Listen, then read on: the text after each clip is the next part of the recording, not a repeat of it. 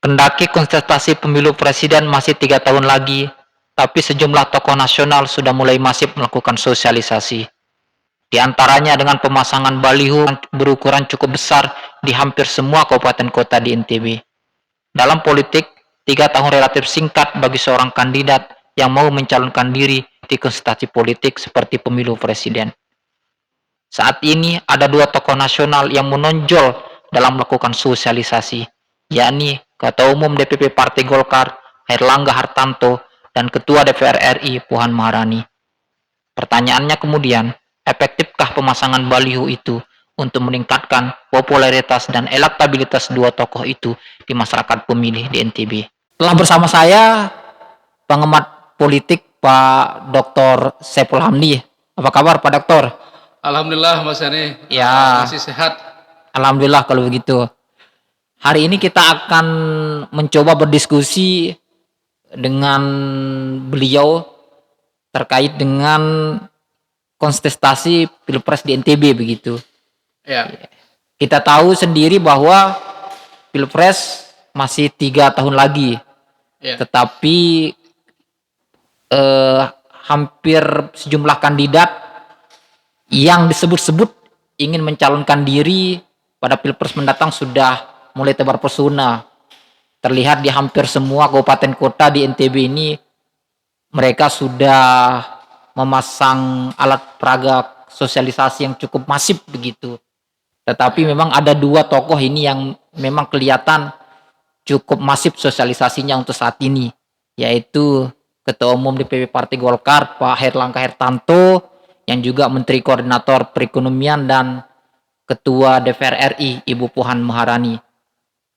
Nah, kalau dari pengamatan Pak Dr. Saiful Hamdi ini terhadap 2 tokoh ini yang kita bisa bilang saat ini cukup masif sosialisasi baliho-balihonya di hampir semua kabupaten kota di NTB ini, sejauh mana sih efektivitas baliho-baliho tersebut untuk bisa menggait suara pemilih untuk saat ini begitu? ya, terima kasih Mas Yani. Ya, saya kira ini isu yang perlu dibedah ya, karena beberapa calon sudah mulai muncul ini balihonya di mana-mana, tidak hanya di NTB, tetapi juga di seluruh wilayah di Indonesia. Kalau kita lihat kemarin ada di Surabaya, kemudian Makassar. ada di Makassar, dan 2 yang paling menonjol kalau kita lihat di sini yaitu Ibu Puan Maharani, kemudian ada Pak Airlangga Hartarto. Ya, kalau saya melihat begini, ini kan sebenarnya udah era digital ya. Baliho-baliho ini saya tidak menyatakan itu tidak punya pengaruh, tetap ada pengaruhnya karena ini sebagai media sosialisasi ya. Ketika orang lewat di jalan, pasti orang melihat ini foto siapa begitu. Tetapi yang ingin saya tekankan di sini bahwa kampanye digital itu jauh lebih efektif. Kenapa kemudian kemarin Pak Ganjar Pranowo surveinya naik karena dia memang sangat aktif di media sosial. Beliau aktif di Instagram, kemudian aktif di Twitter, di Facebook. Nah, ini yang kemudian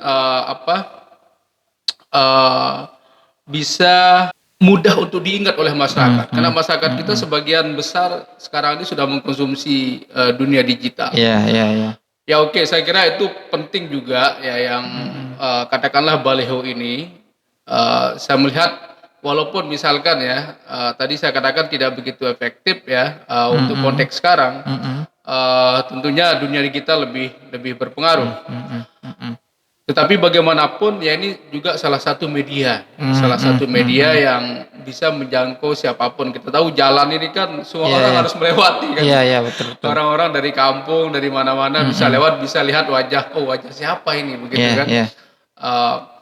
Nah, kalau kita bicara 2 tokoh ini saya pribadi melihat mungkin Ibu Puan lebih populer ya. Dua-duanya populer karena mereka sebagai ketua partai politik, Pejabat publik dan mereka di satu koalisi sekarang. Nah, untuk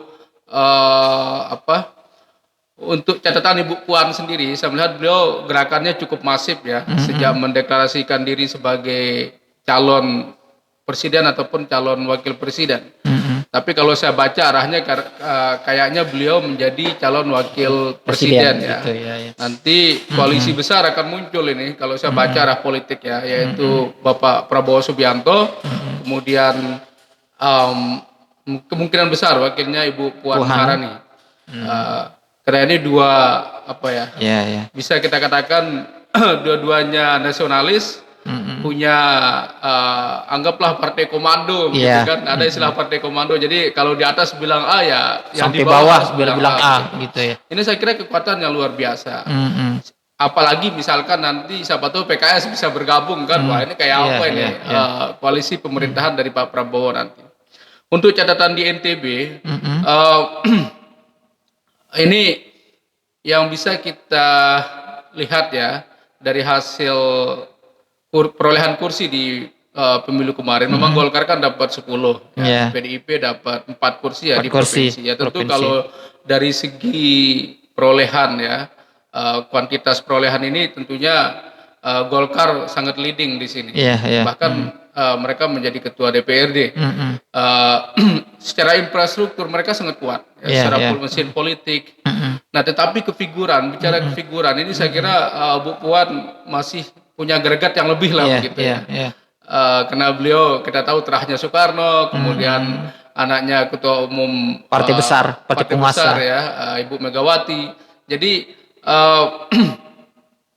saya melihat disinilah ada keunggulan Ibu Puan dibanding Pak Erlangga Hartarto. Ya, artinya kalau menurut pandangan Pak Dokter sendiri, kalau kita bicara dalam konteks pemilih di NTB ini, Ibu Puan jauh lebih laku lah ketimbang Pak Erlangga begitu.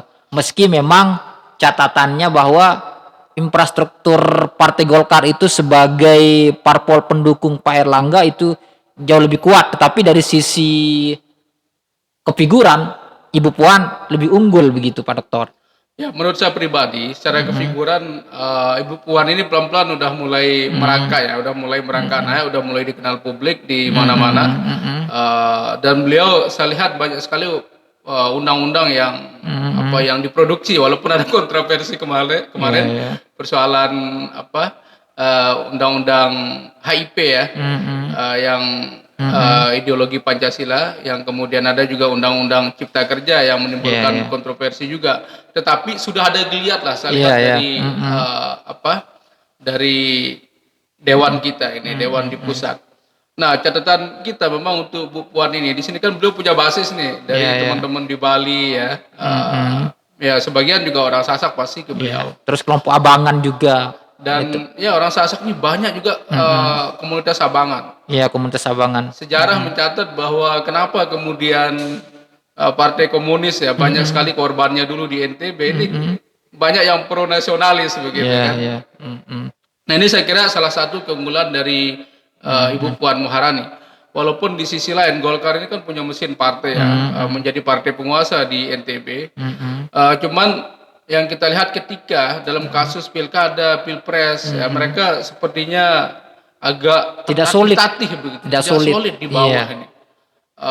Ya tentunya juga nanti mungkin Mas Yani, ini kan belum ada survei juga ya, ini kan masih pembacaan kita lah di awal ini. Terhadap dua figur ini, baru bicara dua figur ini ya, begitu. kita bicara dua figur ini. Tentunya nanti kan ada juga pengaruh siapa pasangannya kan. Siapa pasangannya. Seandainya misalkan Ibu Puan ini berpasangan dengan Pak Prabowo, saya melihat mungkin kemungkinan besar suaranya luar biasa di NTB nanti. Karena kita tahu pencinta Pak Prabowo banyak di NTB.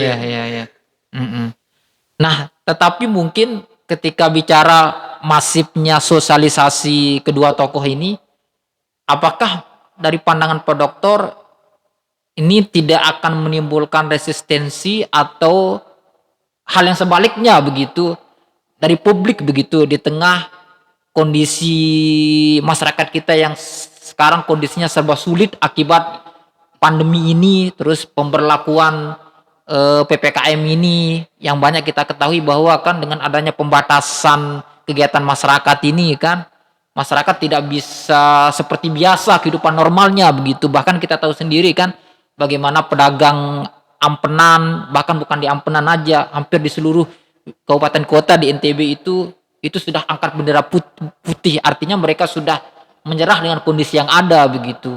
Apakah ini tidak akan menjadi sebaliknya begitu, artinya akan menimbulkan antipati dari publik terhadap dua tokoh ini begitu? Ya.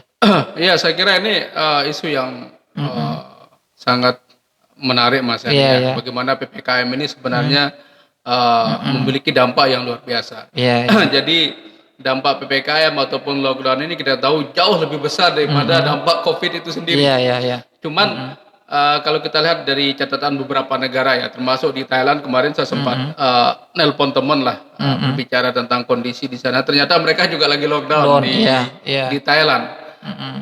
Kemudian di beberapa negara Australia paling ketat ya. Australia itu nggak boleh orang luar masuk ya. Jadi bandaranya itu benar-benar ditutup. Ini sebagai bentuk proteksi. Nah, ada beberapa negara memang saya lihat agak longgar ya, kayak Amerika ya. Jadi mereka berpikir ulang begitu mau melockdown ya, kasusnya paling tinggi kan di Amerika itu hampir berapa juta ya. Kita di Indonesia sebenarnya nggak kecil ya kasusnya di Indonesia ini. Nah, terkait dengan itu terus cuman yang meninggal banyak di Indonesia nih, yang meninggal banyak ya. Kasusnya kecil tetapi yang meninggal banyak. Nah, di Amerika kasusnya banyak tetapi yang meninggal ya saya tidak mengatakan tidak banyak tetapi tidak sebesar yang sembuh begitu ya, jauh dari jumlah yang sudah sembuh. Nah, ini mungkin pemerintah perlu juga melihat ini sebagai potret bagaimana sebenarnya untuk menekan angka COVID-19 ini. Saya sih berpikir begini, dari sekian ribu triliun yang digelontorkan pemerintah, seharusnya kan yang disasar rumah sakit yang perlu diperbanyak. Kita ini justru terlalu fokus kepada penyekatan.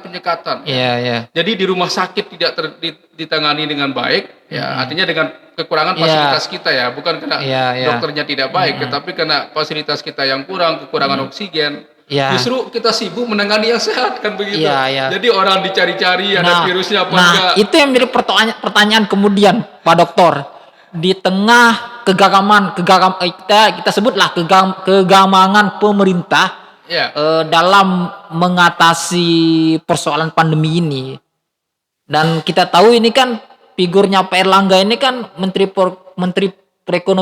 koordinator perekonomian, dan kita tahu sendiri dia panglima yang diserahkan wewenang oleh Pak Jokowi untuk menjadi koordinator penanganan pandemi ini, pemulihan ekonomi pandemi kan. Nah, kita bicara juga Pak Puan ini kan ketua DPR, dia punya legislasi di situ dan punya kekuatan untuk penganggaran segala macam.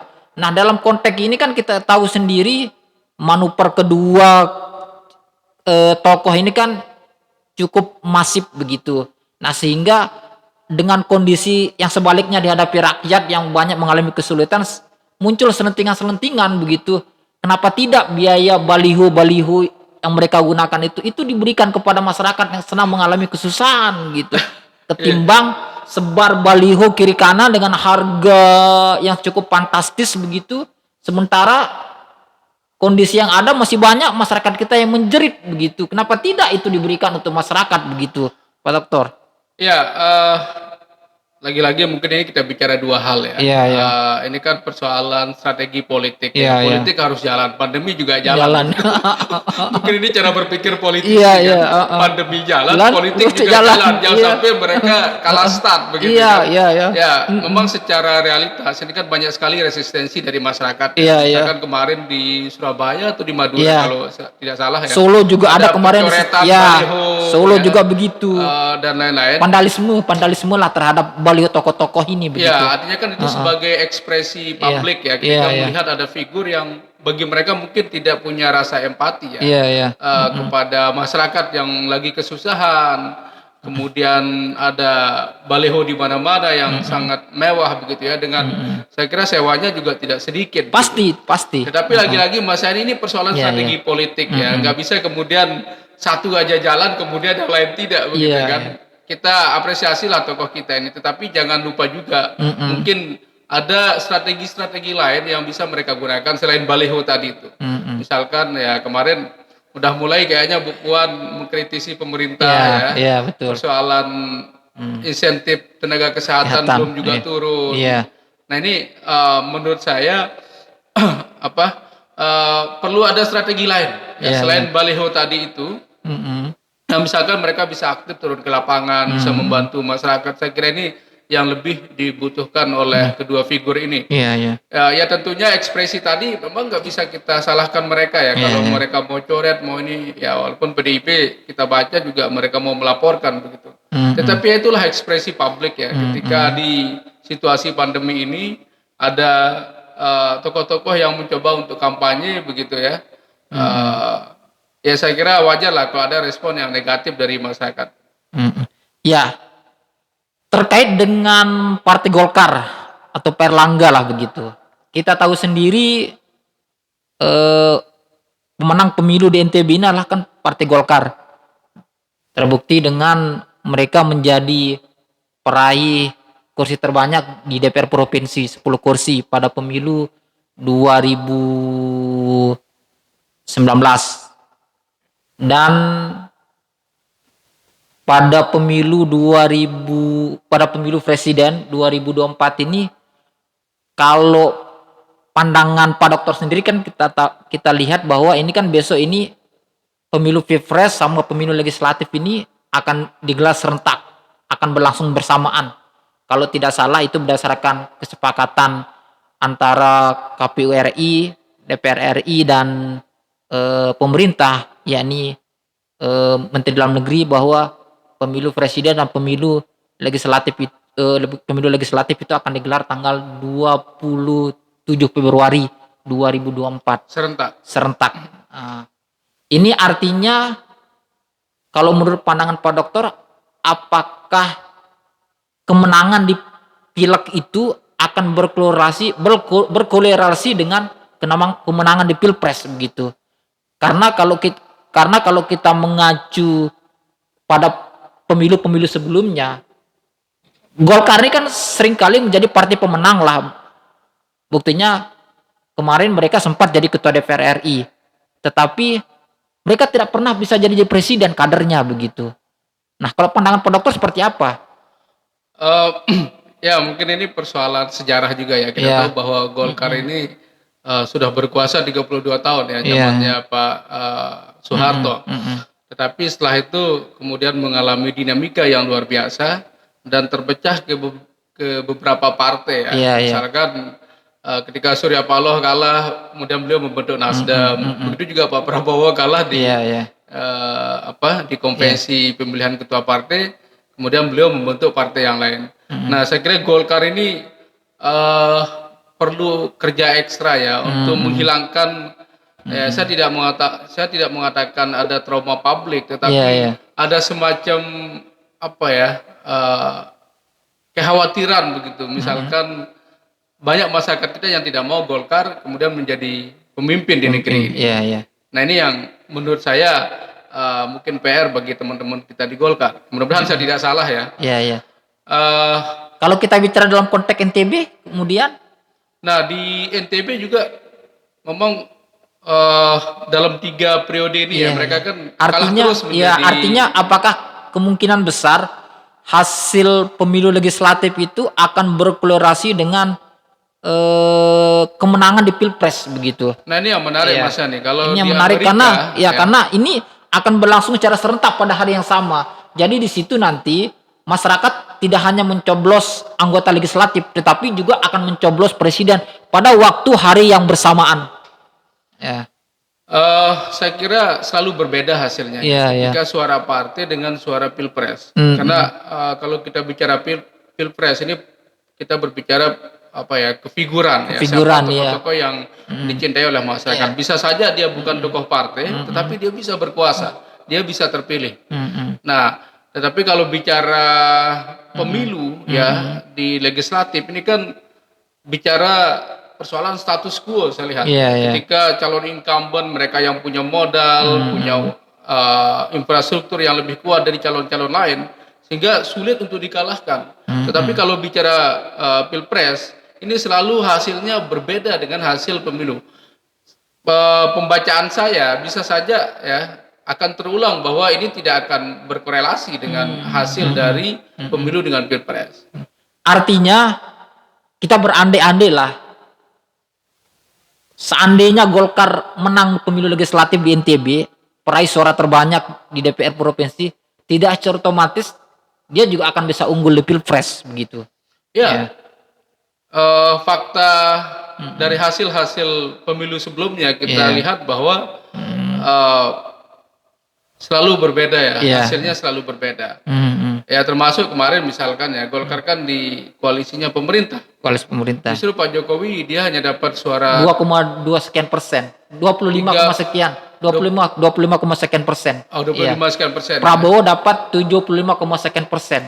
Ya, artinya kan jauh sekali. Jauh sekali. Padahal Golkar kita tahu punya mesin partai yang luar biasa di NTB ini. Jadi ini catatan kita bahwa Pilpres itu tidak selalu ya, bahkan seringkali berbeda hasilnya dengan pemilu legislatif.